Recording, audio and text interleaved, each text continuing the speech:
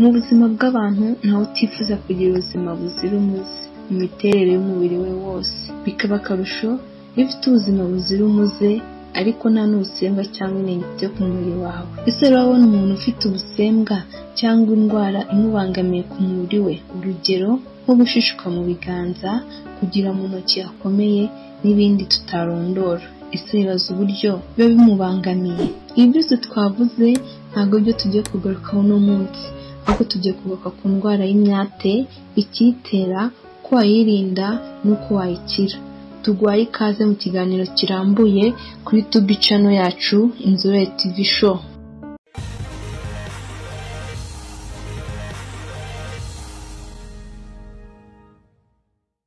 Nkuko tubikesha urubuga www.umutihelp.com n'urubuga www.lacliniquepodiatrique.com n'urubuga www.todaylife.com ndetse na kigalitoday.com.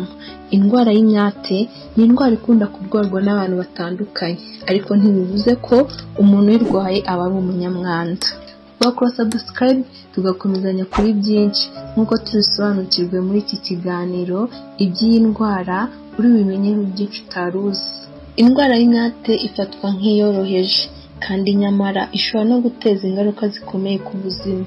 Ni indwara ifata ku gatsitsino ariko ishobora no gufata ahandi ku kirenge nko ku mano. Iyi ndwara uyirwaye usanga ikirenge kiriho imisate cyaragiye kiyasa ku buryo bworoheje cyangwa bukomeye, ndetse hari n'ubwo muri iyi misate havamo amaraso cyangwa hakavamo amashyira. Wakwibaza ute imyate iterwa n'iki? Ese ifata ite? Ubu buryo buterwa n'uko ibirenge biba byumye cyane noneho bigasaduka. Hari n'igihe bisaduka cyane bikanavamo amaraso. Ibi bikaba byanatera izindi ndwara kuko mikorobe ziba zibonye aho zinjirira. Iyi ndwara abenshi bashyira mu ndwara ziterwa n'isuku nke, ariko siko biri.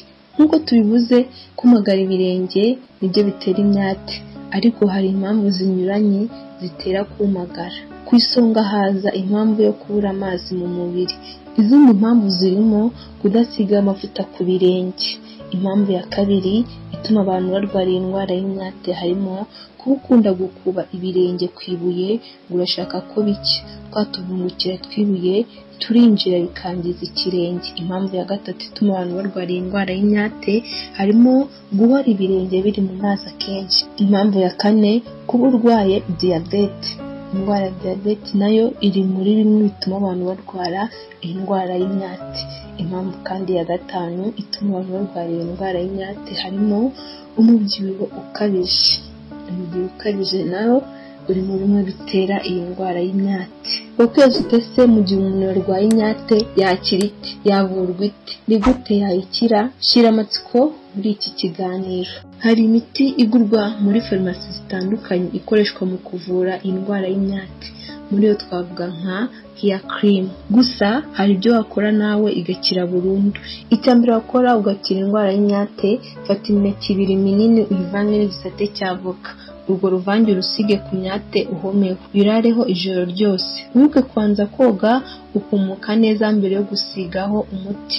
Icya kabiri, fata agakombe k'ubuki ukavange n'amazi ashyushye yuzuye indobo 5 litiro, ukandagiremo umare iminota 30 buri joro. Icya gatatu wakora mu gihe urwaye indwara y'imyate, banga ikiko cya vaseline n'ibiko 2 by'umutobe w'indimu, bisigeho nk'uko basiga pomade. Buri joro mbere yo kubisigaho banza ukandagire mu mazi ashyushye, nyuma wihanagure. Icya kane kandi isige amavuta elayo buri joro. Icya gatanu, mu gihe urwaye indwara y'imyate kugira ngo ukire, kandagira mu mazi y'indimu umaremo iminota 10, nyuma ukoreshe akangwe uyogesha ukobe aharwaye imyate. Gusa ibi ntiwemere kubikora mu gihe imyate yawe iva amaraso. Icya gatandatu, banga amavuta elayo n'ibitonyanga by'amazi y'indimu ucuguse kugeza bibaye nk'ikivuguto, ujye usiga aharwaye buri gitondo na nimugoroba. Buri gihe byeruka gucugusa mbere yo gusigaho. Ushobora no gukoresha amavuta y'ubuto akoreshwa mu guteka. Nyuma yo koga urayisiga noneho ugahita wambara amasogisi. jya ubikora buri gihe mbere yo kuryama. Ibi byose icyo uzahitamo gukora bifatanye no kurya ifunguro rikungahaye kuri vitamine ya E. Nyuma yo kumenya uko imyate wayivura n'uko ivurwa, wakwibaza utese ni gute nayirinda, nzakora iki ngo nyirinde? Kora subscribe usobanukirwe neza cyane byose uko byakabaye. Uburyo bwinshi nk'ubwo twavuze bukoreshwa mu kuvura bushobora no gukoreshwa wirinda kuyirwara. Niba itangiye kugufata, irinde gukuba aharwaye cyangwa kuhashima, ahubwo niba uri kuribwa ushobora gukandishaho barafu, nyuma y'igihe gito biba byarangiye. Icya kabiri kandi gisa nk'igisekeje kiri butangaza abantu benshi, si byiza koga inshuro nyinshi ku munsi. Koga rimwe cyangwa kabiri birahagije bitewe n'ibyo ukora, kandi koga ukirinda amazi ashyushye cyane kimwe n'amasabune ashobora gutuma uruhu rwumagara. Aho kwikubisha igitambaro cy'amazi wihanagura, ahubwo nyuma yo koga ushobora kurindira ukumuka, ukihanagura utuzi twagusigayeho duke. Icya gatatu kandi, niba bishoboka irinde sauna. Icya kane wakora kugira ngo wirinde kurwara indwara y'imyate, nanone igihe cyose umaze koga isiga amavuta, kandi niba bishoboka wirinde amavuta arimo alcohol. Indwara y'imyate tumaze kuvugaho ibangamira abantu bayirwaye, ikabatera ipfunwe no kumva babangamiwe cyane. Ibyayo rero twabibonye byose uko byakabaye.